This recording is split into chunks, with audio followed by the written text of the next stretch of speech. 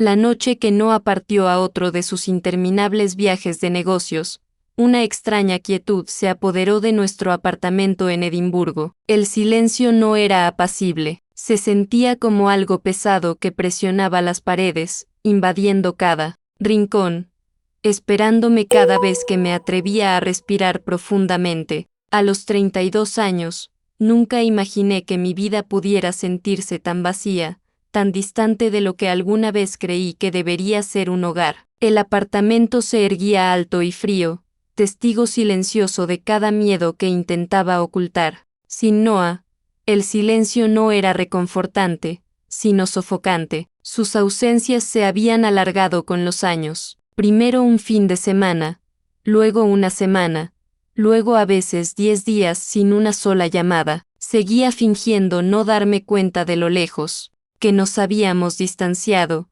pero la verdad era que una tormenta se estaba gestando en mi interior. Cada vez que se iba, el vacío volvía con más intensidad que antes. Intenté llenarlo de ruido, música, televisión, tareas sin sentido, pero el silencio siempre regresaba, más pesado y oscuro de lo que recordaba. Las noches eran lo peor. Las sombras parecían extenderse más, susurrando recuerdos que no quería afrontar. Me había acostumbrado a fingir que todo estaba bien, a sonreírles a los vecinos, a volcarme en el trabajo, a fingir que no estaba al borde del colapso. Pero, esa noche, cuando el reloj marcó la medianoche, el peso de la soledad se sintió insoportable. Me hundí en el sofá, mirando la tenue luz del televisor, pero no veía nada. Mi mente daba vueltas, persiguiendo miedos que no me atrevía a expresar. No sabía si Noah todavía me amaba. No sabía si alguna vez lo hizo de verdad. No sabía si quería seguir fingiendo que un matrimonio podía sobrevivir con la ausencia y el silencio. Justo cuando mis pensamientos comenzaron a ahogarme, sonó el timbre, un sonido suave y vacilante, pero en el silencio del apartamento, golpeó como un trueno. Dudé antes de abrir la puerta, sin saber siquiera si quería compañía, pero al abrirla, encontré a Adrian allí de pie, mi mejor amigo, y quizás la única persona que aún percibía cuando algo andaba mal conmigo. Tenía 35 años, mirada serena, pensativo y siempre extrañamente presente en los momentos en que más necesitaba a alguien. Nos conocíamos desde hacía casi una década. No era dramático ni ruidoso, pero su presencia siempre transmitía cierta calidez, esa calidez que perduraba mucho después de su partida. ¿Estás bien?, preguntó en voz baja. No lo había llamado, no le había enviado ningún mensaje. Sin embargo, de alguna manera, él lo sabía. Me hice a un lado para dejarlo entrar. En cuanto cruzó el umbral, el silencio se disipó. No desapareció, pero ya no era opresivo. Adrian nunca llenó el aire con palabras innecesarias. En cambio, simplemente se sentó a mi lado. Su sola presencia fue suficiente para aliviar la opresión en mi pecho. Parecías perdido, murmuró después de un largo silencio. Siento que todo se me escapa, susurré, como si desapareciera dentro de mi propia casa. Adrian no me interrumpió, me dejó hablar.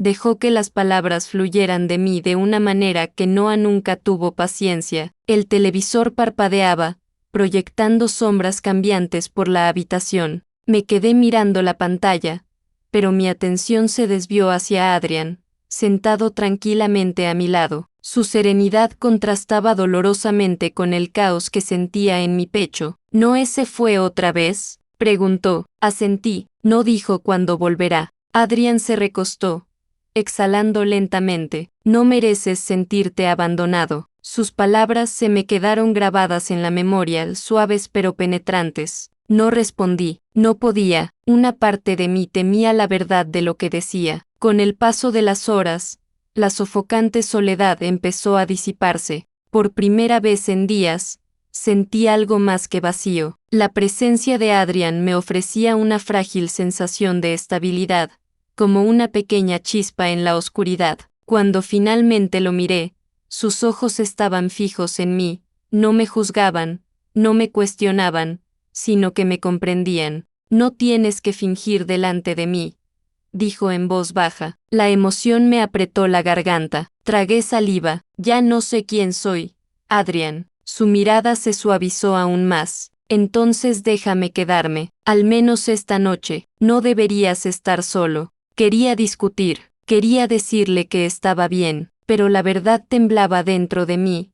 Una verdad agotada que ya no podía ignorar. Asentí, no me abrazó, no me tomó la mano, simplemente se quedó, como un ancla a mi lado en la rugiente tormenta del silencio. A medida que los minutos se convertían en horas, mi mente divagaba. Algo había empezado a cambiar entre nosotros, algo silencioso pero inconfundible. No era amor.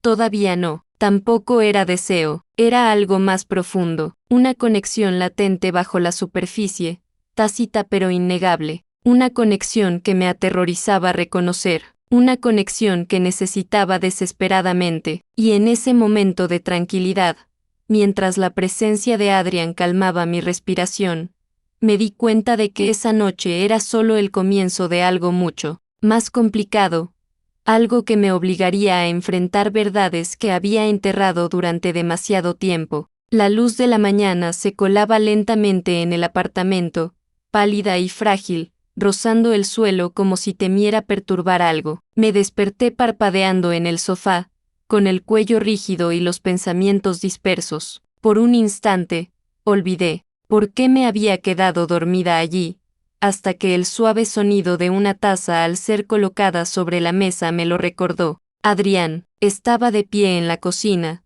de espaldas a mí, sirviendo café en silencio como si perteneciera a ese lugar, como si siempre hubiera formado parte de mis mañanas. Verlo despertó algo enredado en mi interior, consuelo mezclado con culpa, calidez mezclada con miedo. Deberías haber dormido en tu cama, dijo sin girarse. Su voz era baja, un poco áspera por el sueño. No quería estar solo, admití, en un susurro apenas superior. Finalmente me miró, y la dulzura de sus ojos me oprimió el pecho. Se acercó y me entregó una taza. Cuando nuestros dedos se rozaron, sentí una chispa casi imperceptible, algo que no estaba lista para identificar. Me quedé, dijo con dulzura, porque necesitabas a alguien. Eso es todo, pero por la forma en que lo dijo, no parecía que eso fuera todo. Bebí un sorbo de café, mirando el vapor en lugar de a él. Mis pensamientos eran demasiado ruidosos, demasiado confusos. Noah ni siquiera me había escrito, ni un solo mensaje.